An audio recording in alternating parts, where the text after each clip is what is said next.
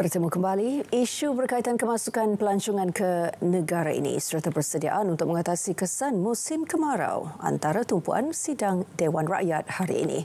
Laporannya bersama Fauziah Yusof di Parlimen. Fauziah, teruskan.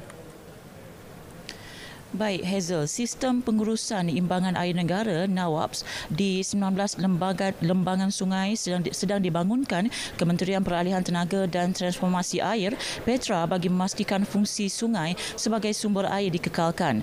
Timbalan Perdana Menteri yang juga Menteri Peralihan Tenaga dan Transformasi Air Datuk Seri Fadilah Yusof berkata ia sebagai usaha bagi menghadapi masalah kekurangan air terutamanya di musim kemarau.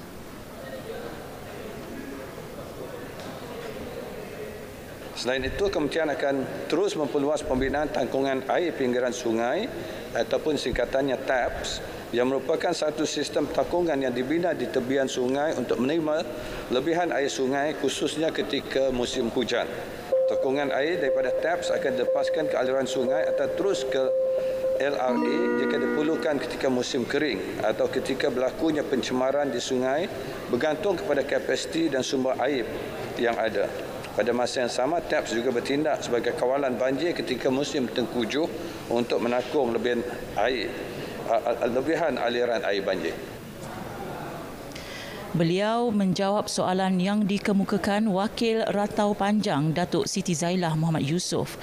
Ini pula mengenai isu air di Kelantan. Datuk Seri Fadilah berkata negeri berkenaan banyak menerima projek berkaitan tebatan banjir dalam mengatasi isu tersebut. Antaranya dengan membantu menyiapkan beberapa loji rawatan air dalam memastikan isu air di negeri tersebut dapat dikurangkan. Antaranya di Kubang Kerian, Gua Musang dan Tanjung Mas di Kota Baru yang sedang dalam pembinaan serta akan ditenderkan. Namun pada masa sama pihak syarikat air dan kerajaan negeri perlu bekerjasama bagi mencari jalan penyelesaian loji rawatan tersebut.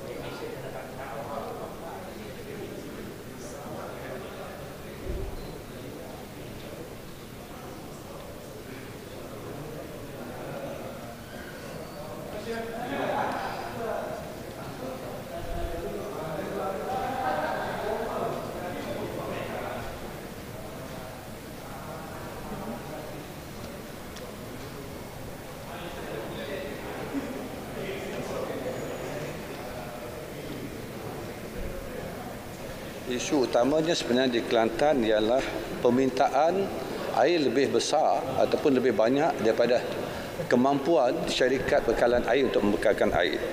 Secara puratanya, kalau kita bandingkan pengeluaran dan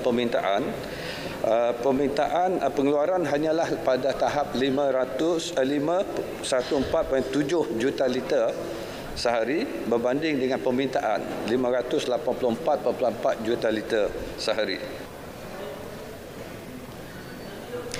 Beliau menjawab soalan tambahan yang dikemukakan Wakil Rantau Panjang Datuk Siti Zailah Muhammad Yusof.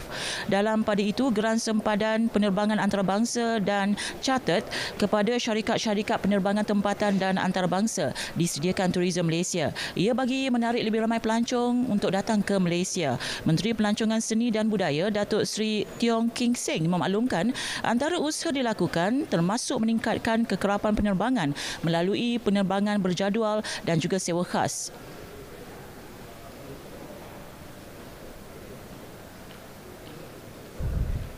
Antara penerbangan yang dibawa masuk melalui GSPC bagi meningkatkan kekerapan penerbangan dan kepastinya tempat duduk adalah penerbangan berjadual schedule flight Dubai, UAE, Kuala Lumpur dan Karachi, Pakistan, Kuala Lumpur oleh Patek Air. Penerbangan berjadual dari Amistad, Trivandrum ataupun Amipat India ke Malaysia oleh Malaysia Airlines.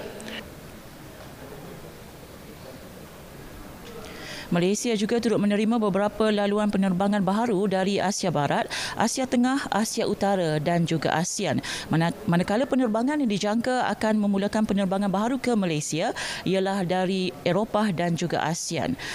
Sementara itu juga, kerajaan akan melancarkan pelan jangka panjang Bumiputera untuk tempoh 10 tahun akan datang yang lebih segar dan inklusif pada Jun depan.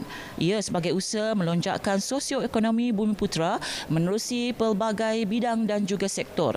Menteri Ekonomi Rafizi Ramli berkata, input cadangan dan pandangan hasil Kongres Ekonomi Bumiputera KEB 2024 akan dicerakinkan dan diterjemahkan ke dalam hala tuju baharu pemerkasaan Bumiputera. Kerajaan juga akan memberi fokus kepada usaha pemerkasaan dan pengupayaan golongan pertengahan Bumiputera yang dipanggil middle class ini, yang mampu mencipta nilai kepada ekonomi beralih daripada yang sekarang ini menambah nilai dengan makan gaji kepada mencipta nilai supaya lebih banyak penyertaan kelas menengah Bumiputera dengan membina perniagaan dan meningkatkan pendapatan berbanding seperti yang saya sebut sebelum ini, hanya menambah nilai ataupun bergantung harap kepada pekerjaan bergaji semata-mata. Beliau menjawab soalan Wakil Wangsa Maju Zahir Hassan mengenai hala tuju dan pendekatan baharu yang sedang dirangka hasil daripada KEB 2024 bagi melonjakkan lagi tahap sosioekonomi golongan berkenaan supaya terus berdaya saing. Baik, sekian dahulu perkembangan untuk Parlimen pada waktu ini. Untuk itu kembali semula bersama dengan Hazel di Angkasa Puri. Silakan. Fazura, terima kasih.